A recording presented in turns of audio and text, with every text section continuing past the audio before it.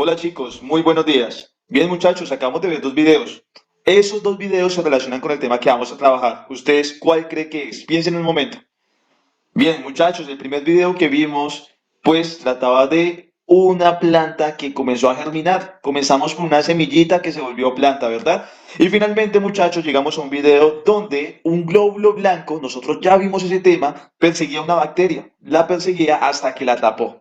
Y bien, muchachos, lo que nosotros vamos a trabajar está enfocado en las respuestas. Por lo tanto, muchachos, ya acabamos las estructuras sensoriales, ya se acabó este tema, donde nosotros podíamos percibir cómo tenemos distintas estructuras que nos ayudan a percibir el ambiente, a cumplir lo que llamamos función-relación.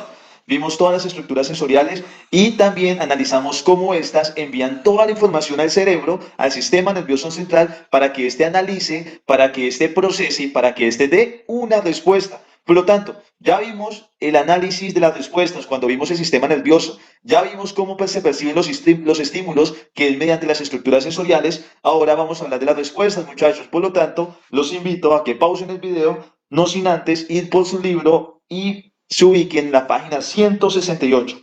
Página 168 del libro que titula Las respuestas que implican liberación de sustancias y movimientos. Leamos un momento lo que dice aquí.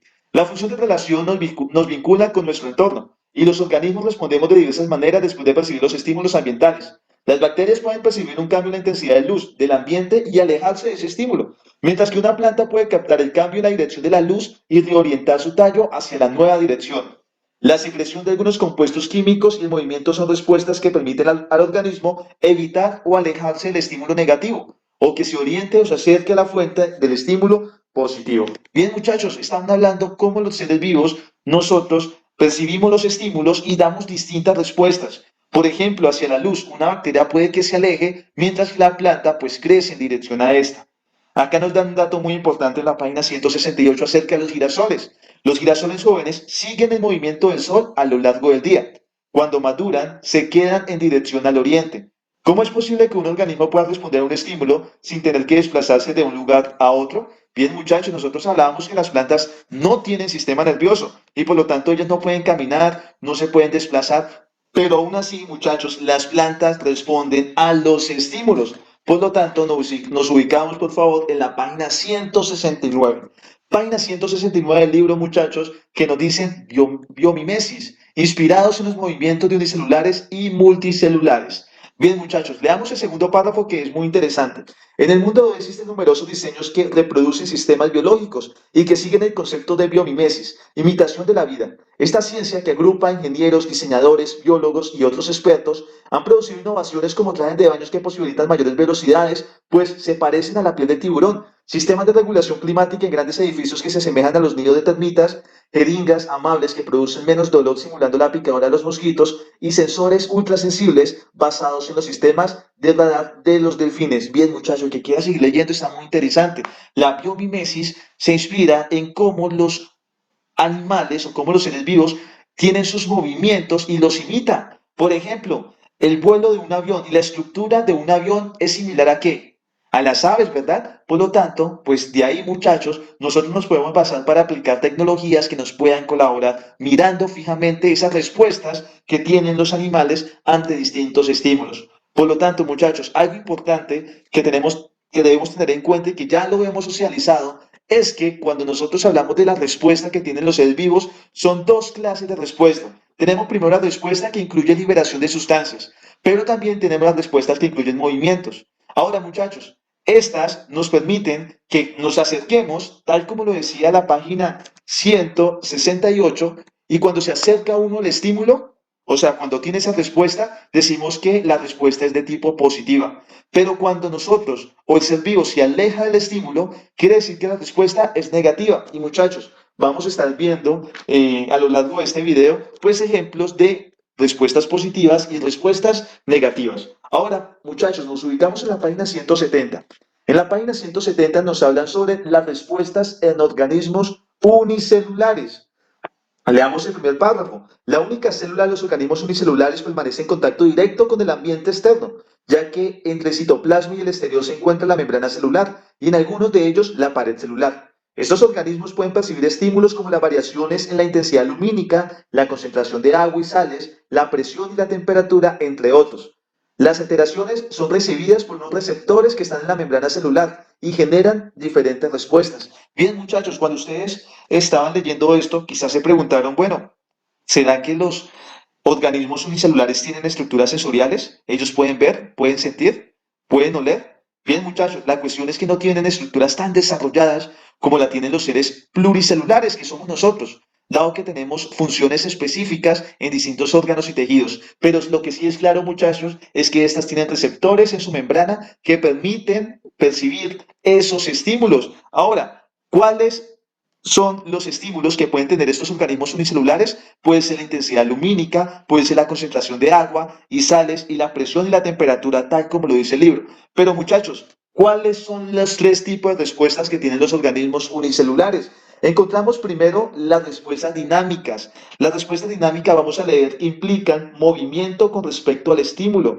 O sea, muchachos, que tenemos que estos organismos unicelulares tienen estructuras que permiten el movimiento. Por ejemplo, el paramecio tiene cilios. Son una clase de vellosidades alrededor de su membrana que le permiten moverse. Ahora, la ameba tiene pseudópodos, pies falsos que permiten que también tenga movimiento. La eulena tiene un flagelo que le permite también moverse y finalmente la vorticela tiene un orgánulo contráctil que hace que ésta pues se vuelva más grande o se contraiga. Por lo tanto, muchachos, estos organismos tienen respuestas dinámicas. ¿Qué quiere decir que sean dinámicas? Que implican el movimiento. Ahora, vamos a hablar de las respuestas estáticas. Acá nos dice en el libro para que lo subrayemos. Las respuestas estáticas que implican transformaciones en la estructura celular. Un ejemplo es la producción de sustancias para formar una capa protectora cuando las condiciones extremas son adversas. Es un proceso de enquistamiento. Bien, muchachos, hay algunos organismos unicelulares que no tienen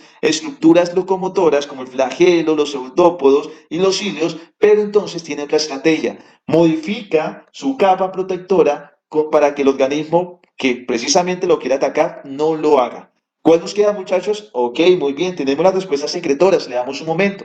Dice, las respuestas secretoras que involucran la producción y secreción de sustancias.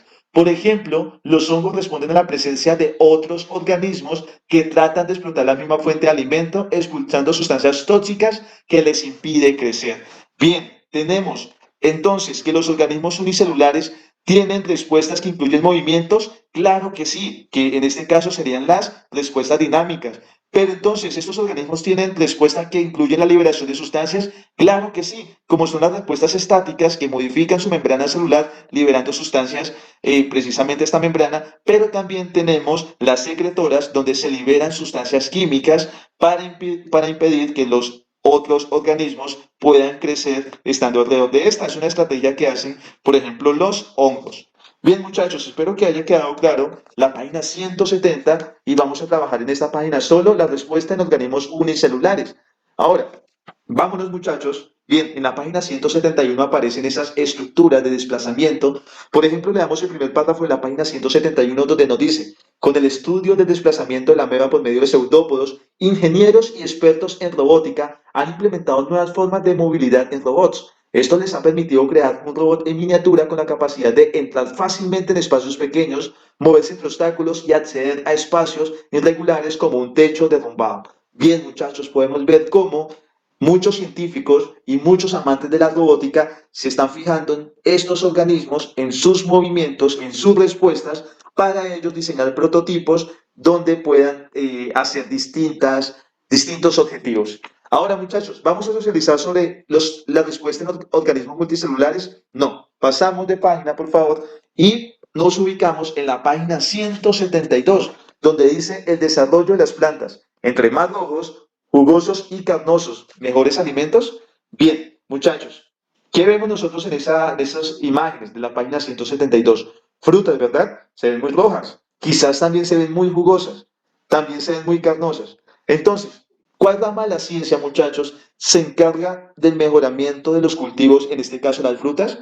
Nos vamos para el segundo párrafo, por favor, todo lo que estamos leyendo lo subrayamos, donde dice, la fruticultura es el cultivo de las plantas frutales para solucionar las necesidades alimentarias de los humanos relacionadas con este producto.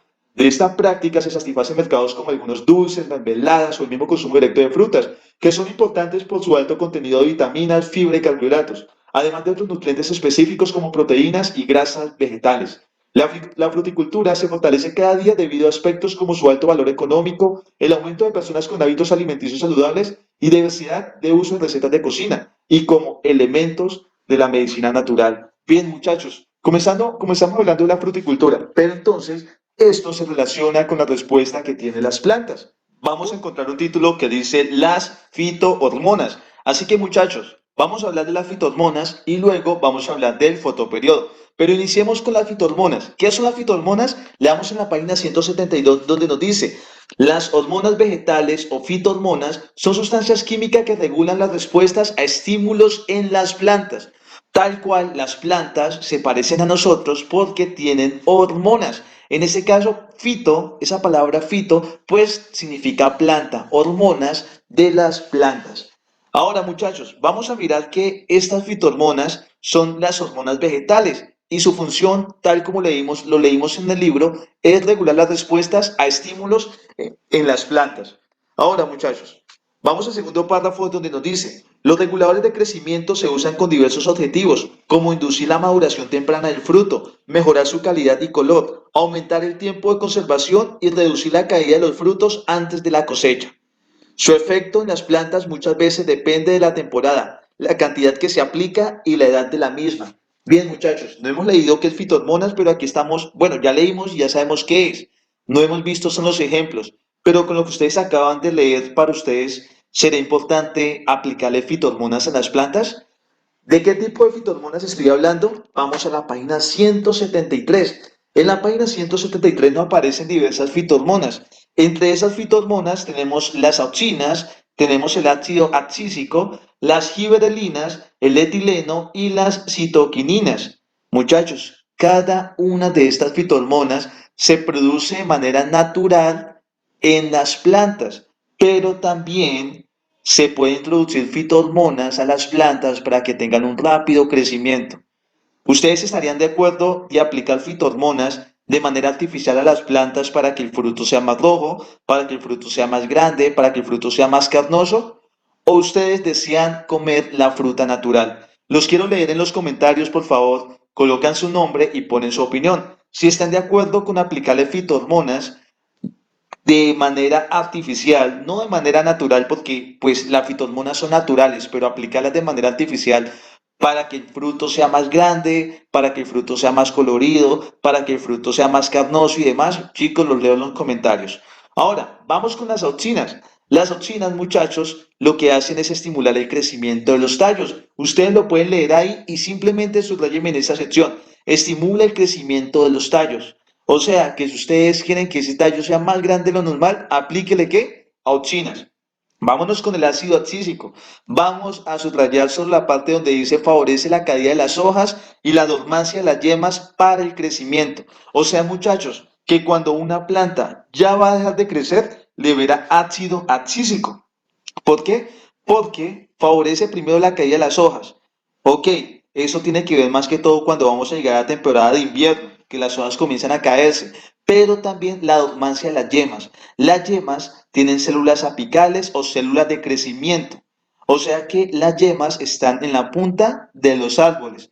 Esas células o células madres pues van a comenzar a crear muchas más células hijas para que esa planta vaya creciendo. Pero cuando ya se llega a una edad determinada donde ya la planta no crece más, pues comienza a liberar ácido abscísico.